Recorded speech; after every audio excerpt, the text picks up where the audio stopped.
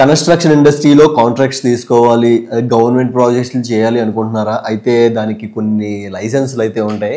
అసలు ఆ లైసెన్స్‌లు ఏంటి? అవి ఎలా అప్లై చేయాలి? ఎవరెవరు అప్లై చేయాలి అనే విషయాల గురించి ఈ వీడియోలో మాట్లాడుకుందాం. Before going to video, hi this is Shivalalam, welcome to our channel. ఇలాంటి కొత్త కంటెంట్స్ అన్ని మన ఛానల్లో రెగ్యులర్‌గా వస్తాయి. సో ఛానల్‌ని సబ్స్క్రైబ్ చేసి పెట్టుకోండి. మీకు ఏమైనా కొత్త కంటెంట్ గురించి తెలుసుకోవాలనుకుంటే కామెంట్లో చెప్పండి. దాని మీద కొత్త వీడియో చేసేద్దాం. And I mean to the video.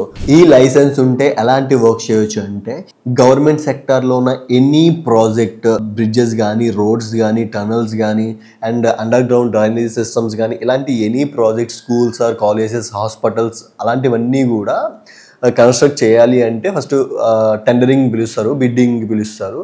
ఆ బిడ్డింగ్కి వెళ్ళాలి అంటే ఈ లైసెన్స్ అయితే కంపల్సరీగా ఉండదు. ఈ లైసెన్స్ ఉన్న వాళ్ళకి అక్కడికి ఎంట్రీ ఉంటుంది. సో ఈ లైసెన్స్ వచ్చిన తర్వాత అక్కడికి వెళ్ళి ఆ బిడ్డింగ్లో వాళ్ళు పార్టిసిపేట్ చేయొచ్చు. ఏదైనా రావచ్చు. అక్కడ పార్టిసిపేట్ చేసిన తర్వాత వాళ్ళు ఎంత తక్కువకి బిడ్డింగ్ జరిగితే అంత తక్కువకి వాళ్ళ ప్రాజెక్ట్ వస్తుంది. అలాంటి గవర్నమెంట్ ప్రాజెక్ట్స్ అన్ని కూడా ఈజీగా వస్తాయి అన్నమాట. అంటే ఈ గవర్నమెంట్ ప్రాజెక్ట్స్ లో ఓన్లీ లైసెన్స్ ఉన్న వాళ్ళే పార్టిసిపేట్ చేయాలా అంటే, ఎస్, లైసెన్స్ ఉన్న వాళ్ళే పార్టిసిపేట్ చేయాలి. వితౌట్ లైసెన్స్ ఇందులో పార్టిసిపేట్ చేయలేరు.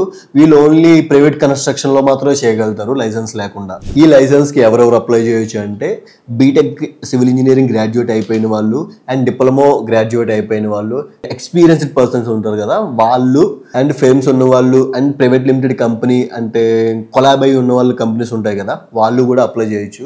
బట్ ఇలాంటి ప్రైవేట్ లిమిటెడ్ కంపెనీస్ అన్నిటిలో కూడా అట్లీస్ట్ వన్ టెక్నికల్ పర్సన్ ఉండాలి. అసలు ఈ లైసెన్స్ అప్లై చేయడానికి రిక్వైర్మెంట్ డాక్యుమెంట్స్ ఏంటంటే, Aadhaar card, pan card, and GST registration అయి ఉండాలి. అండ్ ఈ జిఎస్టీ కూడా ఏదైతే ఫర్మ్ ఉందో దాని మీద రిజిస్టర్ అయి ఉంటే, అదే ప్రైవేట్ లిమిటెడ్ కంపెనీ ఏదైతే ఉందో దాని మీద రిజిస్టర్ అయి ఉంటే ఇంకా better. And work experience proof అయితే కంపల్సరీగా ఉండాలి. And bank statement or financial statement కూడా ఉండాలి. ఇవి ఎందుకు అంటే, వీళ్ళు ఒక పెద్ద ప్రాజెక్ట్ ఇచ్చినప్పుడు వీళ్ళు హ్యాండిల్ చేయగలుగుతారా లేదా, అసలు వీళ్ళకి ఏమైనా ఎక్స్పీరియన్స్ ఉందా లేదా అనేది కూడా ఈ బ్యాంక్ స్టేట్మెంట్స్ నుంచే ఎక్కువగా తీసుకుంటూ ఉంటారు. సో అందుకే ఇవి కంపల్సరీ కూడా ఇవ్వాలి. PWD పబ్లిక్ వర్క్స్ డిపార్ట్మెంట్లో అప్లై చేయొచ్చు. అలాగే municipal corporation and Panchayati Raj departments ఉంటాయి కదా, సో అక్కడ కూడా అయితే అప్లై చేయొచ్చు. అలాగే చాలా స్టేట్స్లో ఆన్లైన్ పోర్టల్స్ కూడా ఓపెన్ అయిపోయాయి. అలాగే మన ఏపీ, తెలంగాణలో చూసుకోవచ్చు. ఏపీలో అయితే ఈ ప్రొక్యూప్మెంట్, అండ్ తెలంగాణలో అయితే TS టెండర్స్ పోర్టల్. సో ఇందులో కూడా అప్లై చేసుకోవచ్చు. అంటే ఈ సివిల్ కాంట్రాక్ట్ లైసెన్స్ అంటే ఒకటే ఉంటుంది అనుకుంటారేమో, బట్ ఈ లైసెన్స్ అనేది ఒక 5 కేటగిరీస్లో డివైడ్ అయి ఉంటుంది అనమాట. ఇది ఎట్లా అంటే class 1, class 2, class 3, class 4, class 5 అలా డివైడ్ అయిపోయి ఉంటాయి. ఇది ఎట్లా డివైడ్ చేస్తారంటే, ప్రాజెక్ట్ ఆఫ్ సైజ్ మీద డిపెండ్ అయి ఉంటుంది. అంటే వాళ్ళ ఎక్స్పీరియన్స్, వాళ్ళు చేసిన వర్క్స్, మనీ ఆఫ్ స్పెండింగ్, అంటే ప్రాజెక్ట్ మీద ఎంత మనీ స్పెండ్ చేస్తారు, ఆ ప్రాజెక్ట్ ఒక సైజ్ ఏంటి, దాని మీద ఈ లైసెన్స్లు అనేది బేస్ చేసి ఉంటుంది. For example class 1 contractor licence ఏంటంటే, ఇక్కడ పెద్ద ప్రాజెక్టులు జరుగుతూ ఉంటాయి అనమాట. ఎగ్జాంపుల్ డ్యామ్స్, హైవేస్, బ్రిడ్జెస్, ఇవన్నీ కూడా ఇక్కడ ఏంటంటే ఎక్కువ మనీ ట్రాన్స్ఫర్ అవ్వడం అది జరుగుతూ ఉంటుంది. కాబట్టి ఇక్కడ లైసెన్స్ అనేది క్లాస్ 1 మీద డిపెండ్ అయి ఉంటుంది. అలానే క్లాస్ 2, క్లాస్ 3 కూడా ఉంటుంది. సో ఇవేంటంటే మున్సిపాలిటీలో జరిగే గవర్నమెంట్ ప్రాజెక్ట్స్ అన్ని కూడా, పెద్ద కాలేజెస్ అట్లాంటివన్నీ కూడా కాంట్రాక్ట్ లైసెన్స్ లోకి వస్తాయి. And class 4, class 5 contractor licence అనేది కూడా ఇది స్మాల్ కన్స్ట్రక్షన్ బేస్ చేసుకొని ఉంటుంది. లైక్ ఎట్లా అంటే పంచాయతీ రిలేటెడ్ అయి ఉంటుంది అనమాట. స్కూల్లో CC రోడ్స్ కానీ, చిన్న స్కూల్స్ కానీ, అండ్ పంచాయతీ భవనం కన్స్ట్రక్షన్ కానీ, ఇలాంటివన్నీ కూడా ఈ క్లాస్ 4, 5 లైసెన్స్డ్ మీదకి అయితే వస్తాయి. సో అర్థమైంది కదా ఒక్కొక్క లైసెన్స్ ఎలా కేటగరైజ్ చేసి ఉంటుందో. అసలు ఈ లైసెన్స్ తీసుకోవడం వల్ల బెనిఫిట్స్ ఏంటి అంటే, మొత్తం గవర్నమెంట్ వర్క్సే చేస్తారు. అండ్ సెక్యూరిటీ పేమెంట్స్ ఉంటుంది. కాస్త లేట్ అయినా సరే, అటు ఇటు అయినా సరే పేమెంట్స్ అనేవి కంపల్సరీగా వచ్చేస్తాయి. అండ్ ఏంటంటే ఇంకొకటి, ప్రాఫిట్స్ అనేవి మంచిగా ఉంటాయి అనమాట. మార్జిన్స్ అనేవి, ఇప్పుడు ఫర్ ఎగ్జాంపుల్ టెండర్ ఎంత వేసినా సరే దాని మీద ఎక్కువ మార్జిన్ పెట్టుకొని వీళ్ళు కన్స్ట్రక్ట్ చేస్తారు. కాబట్టి అక్కడ ఎక్కువ మార్జిన్స్, డబ్బులు అనేవి మిగులుతూ ఉంటాయి ల్యాక్స్ లో. అండ్ వీళ్ళు ఏంటంటే ఒక లైసెన్స్ వాళ్ళకి వచ్చేసిన తర్వాత వాళ్ళ ప్రొఫెషనాలిటీ వచ్చేస్తుంది అనమాట ఆ బిల్డర్కి. నార్మల్గా లైసెన్స్ లేకుండా ఉండే కాంట్రాక్టర్ ఒక లెక్క ఉంటే, లైసెన్స్ వచ్చిన తర్వాత కాంట్రాక్టర్ యొక్క ప్రొఫెషనాలిటీ రావడంతో వాళ్ళ లైఫే చేంజ్ అయిపోద్ది.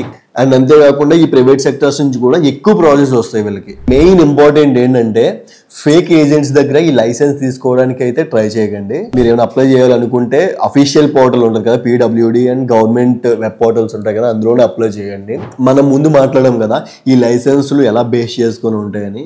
అంటే 2 కోట్లు 3 కోట్లు మించి అలా ప్రాజెక్ట్ యొక్క వాల్యూ ఉంది అంటే అది క్లాస్ 1 లోకి వచ్చేస్తుంది. ప్రాజెక్ట్ వాల్యూ అబౌవ్ 50 lakhs అలా గనక ఉండి అది క్లాస్ 2 లోకి వస్తుంది. అండ్ అబౌవ్ 20 lakhs నుంచి 50 lakhs మధ్యలో అలా గనక ఉంటే అది క్లాస్ 3 లోకి వస్తుంది.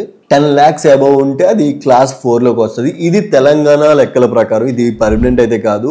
అండ్ ప్రతి స్టేట్ లో కూడా ఇవి అనేది చేంజ్ అయిపోతూ ఉంటాయి అనమాట. ఇప్పుడు తెలంగాణ ఎట్లా ఉంటే ఏపీలో ఒకలాగా, యూపీలో ఒకలాగా, మధ్యప్రదేశ్, ఢిల్లీలో ఒకలాగా అట్లా ఉంటాయి. ఇది పర్మనెంట్గా అయితే ఎప్పుడు ఉండదు. ప్రతిసారి గవర్నమెంట్ చేంజ్ అయినప్పుడు అట్లాంటివి మారిపోతూ ఉంటుంది. సో అది చూసుకొని మీరు అప్లై చేయండి. సో ఇవి కాంట్రాక్టర్కి ఉండే లైసెన్స్లు అండ్ అప్లై చేసే విధానం ఎంత చూసాం కదా. సో ఎవరైనా సివిల్ ఇంజనీర్ అయిపోయిన వాళ్ళు, డిప్లొమా అయిపోయిన వాళ్ళు, కాంట్రాక్టర్ అవ్వాలనుకున్న వాళ్ళు, ఆర్ ఎక్స్పీరియన్స్ ఉండి లైసెన్స్డ్ కాంట్రాక్టర్ అవ్వాలనుకునే వాళ్ళు ఇప్పుడే అప్లై చేయండి. అండ్ బోల్డ్ గవర్నమెంట్ టెండర్స్ అయితే రెగ్యులర్గా మన దగ్గర వేస్తూనే ఉంటారు. ఏపీ తెలంగాణలో ఎక్కువగా గవర్నమెంట్ టెండర్స్ పడుతూనే ఉంటాయి, అప్లై చేసుకోవచ్చు. అండ్ ప్రొఫెషనల్ ఇంజనీర్ అయిపోతారు టెండర్ చూసుకుంటూ. మంచిగా డబ్బులు కూడా మంచిగానే వస్తాయి. అండ్ కంటెంట్ నచ్చినట్లయితే మన ఛానల్ అయితే సబ్స్క్రైబ్ చేసి పెట్టుకోండి. ఇంకేమైనా కొత్త కంటెంట్ కావాలంటే కమెంట్లో చెప్పండి. అండ్ ఈ లైసెన్స్ గురించి మీకు ఏమైనా తెలిస్తే, ఇంకా ఇన్ఫర్మేషన్ ఏమైనా ఎక్కువగా తెలుసుంటే కమెంట్లో చెప్పండి. మన వ్యూవర్స్ కూడా ఇంకా తెలుసుకుంటారు. And thank you. Signing off Shiva.